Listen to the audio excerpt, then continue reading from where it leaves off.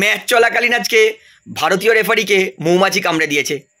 ভারতীয় ফুটবলের ইতিহাসে আমি এই ঘটনাটা প্রথমবার দেখলাম, যেখানে ভারতীয় রেফারি অর্থাৎ লাইন্সম্যান সাইডলাইন রেফারি তিনি ইন্টারকাশি আর মুম্বাই ম্যাচে উড়িষ্যা স্টেডিয়ামে সাইডলাইনে দাঁড়িয়ে রেফারিং করছিলেন এবং হঠাৎ করে তার ঘাড়ে এসে মৌমাছিটা কামড়েছে। মানে ভাবুন, আমি সত্যি বলছি, আমি ফুটবল আমাদের ভারতীয় ফুটবলে প্রথমবার দেখছি ম্যাচ চলাকালীন মৌমাছির আক্রমণের জন্য খেলা বন্ধ হয়ে গেছে।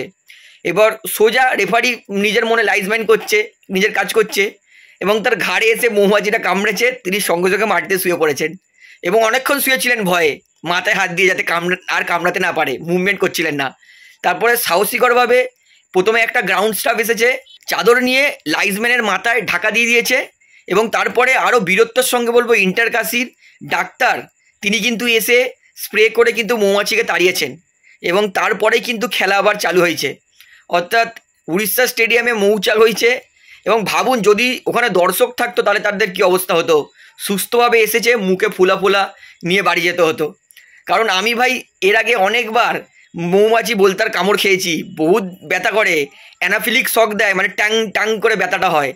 তো আমি বলবো ভারতীয় ফুটবল ইতিহাসে আমি প্রথমবার দেখেছি এবং আমি বলবো যে লাইন্সম্যানকে কামড়েছে।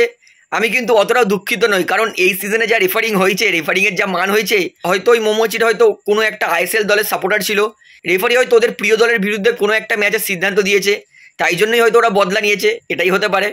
তো যাই হোক বন্ধুরা, এই মুহূর্তটা আমার কাছে বলবো ভীষণ হাস্যকর। আপনার এই বিষয়ে বক্তব্য কি সেটা আমাকে অবশ্যই কমেন্টে জানাবেন। তাহলে বন্ধুরা ভিডিওটা এখানে শেষ করছি, আশা করি ভালো লাগলো। তো ভিডিওটি ভালো লাগলে অবশ্যই লাইক করুন, কমেন্ট করুন, শেয়ার করুন।